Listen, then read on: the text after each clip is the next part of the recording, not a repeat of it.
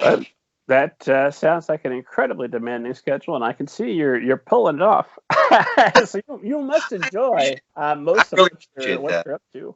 I mean, it must feel good. Even the parts that don't feel good, you must have some kind of positive attitude in your approach to that, or you wouldn't get through it. And I know that I there's always one thing that's not happening. My mailing list is also behind. Yeah, I don't even know why I have an Instagram account. It's I don't either. I don't either. I'll be honest. I think having a YouTube channel and actually putting something out there that will add value to people, I think over the long haul, that'll get maybe that'll bring some attention to the books. Have a good reach. I think the email list is really, really effective. For me, for some reason, Facebook and Instagram, they just don't feel like they. I mean, I have my personal profiles, but I also have pages. I have a Facebook page for the Travelers League, and I have an account just for the Travelers League on Instagram. And I try not to make it all about my books. I try to post things that would interest people, not buy my book. So I try to do that, but I just don't see it moving the needle a lot. Like I don't see how it's translating into any book sales. Most of my book sales come from Amazon ads or selling directly to moms or kids in the area. Um, I've been considering the nuclear option with Facebook. I haven't fully decided yet. I don't know. nuclear option I don't know meaning if it's worth. delete, just delete your Yeah, like account. yeah, just take it down. Just take it down. I haven't decided on that officially. I kind of need to be talked off the ledge a little bit. I don't know if I'm gonna, I don't know if I'm gonna jump or if I'm gonna step back. I haven't really decided, but I've been considering it because it just seems like a lot of wheel spinning with very little measurable result. It doesn't seem like it's doing anything. Now, when my wife posts something about my books, because she's so plugged into the community, that that has that has some effect. That has some effect. I might sell some things or get some interest. But when I do it, I just don't. It doesn't seem to do anything. I don't know. So it just seems like a lot to keep up with if it's not producing any results. So I don't know. I'm open to any suggestions you might have. I don't know. No, I don't you're know. here to teach me. That's the whole point of the show. Is I have smart people on here that tell me all their secrets, and Yeah. then eventually I will put everything to use, and then I, I'll. I will tell you this. I will tell you this. The thing, I think more than anything else that's keeping me from just hitting the giant delete button on Facebook is that, Facebook ads can be really effective for building your email list. If you build a decent ad, and target it. And I'm sure Facebook ads are good for a lot of other things too, probably book sales or just, getting attention on your book or your brand or whatever. Those work. Those really work. And I would hate to not have access to that. But it was running. I only ran one right during the lockdown, so I timed it really well when people were just stuck at home with nothing to do. That's when I started building my email list, and it helped a lot. It helped a lot. I don't have a lot of subscribers. I only have about right now just over 500 subscribers, but that's a good start. That's a good start. And about 2/3 of that came from the Facebook ad and some free promos I was running, giving away book one, just, in exchange for someone's email. And that's maintained. That's maintained. So I'd hate to give that up, but is it worth all the other stuff you have to put up with on Facebook? I don't know. Other stuff being your uncle's thoughts on politics, your future for high school, all Yeah, that stuff. Or yeah, yeah. Exactly right. Exactly right. And I'm not engaging in any of that, of course. But just being spied on and having ads thrown up, like really creepy ones that they could not have known about unless they were listening. Just it's just a constant solicitation for me to consume something all the time on Facebook, and that's really draining. That's really draining. My wife posts pictures of us together or what the kids are doing, the homeschool stuff, and I love that. I love seeing all that. I love having the history of the photos and videos to document all the great memories. But all the other stuff that ends up in my feed is it just seems like trash, a lot of it. Too many memes, too many ads, too many notifications for things that I shouldn't be getting notifications for. And I don't know. It's just very distracting. It's very distracting.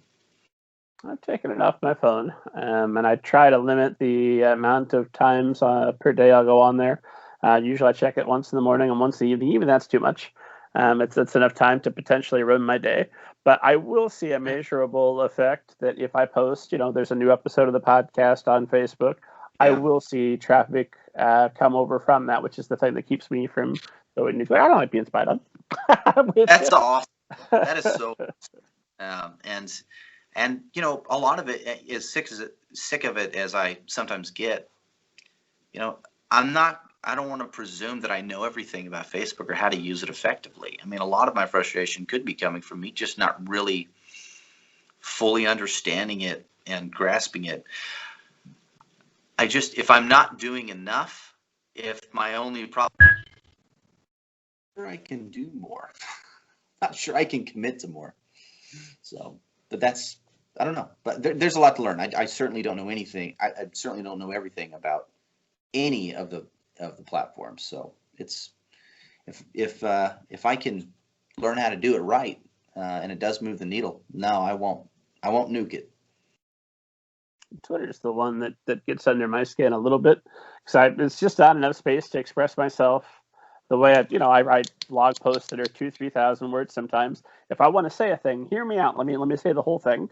And I'm not good with the little tweet like, oh, you just heard the one thing that I didn't want you to hear, and that's not so hot.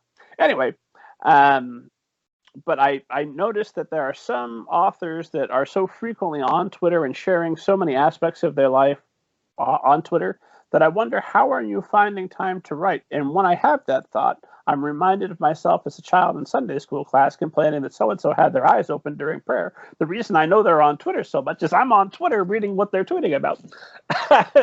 Book on my phone, which is my plan for a solution, because if every time I pull that thing out to kill a couple of minutes, instead of just reading benign, tweets about whatever, just read a section of a book. My for pleasure reading every year would grow exponentially, I think. Yeah, I think so too. That's another thing that's really important. I mean, to me, I'm not saying to writers in general, but man, the morning is definitely writing time. When can I read something? Because I want to fill the tank. And for me, sometimes on a lunch break, if the family's not here, I might read on lunch break, or maybe just read as I'm falling asleep. It's a great way to fall asleep. I always know when it's time to turn the light out when I've reread the same chapter 4 times, or the same paragraph 4 times rather. That's a good indication. But I don't reading to fall asleep, or reading before you go to bed, is a good way to forget everything you just read. And so finding time to just read something enjoyable is really, really challenging.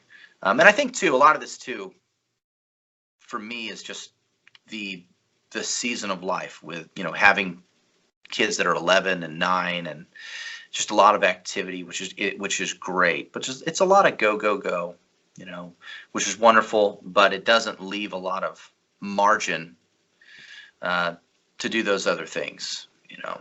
So the only time I could squeeze in more reading is just to stay up late, but that might wreck my mornings, or to find just little pockets of time, maybe when the kids go over to Mimi's house, right? So that might be a time where I could get some pleasure reading in. So I just have to find that time where I can get it. But I don't think anything's more important than the first couple of hours of the day, where I know why I'm getting up early, and I got to at least get that done.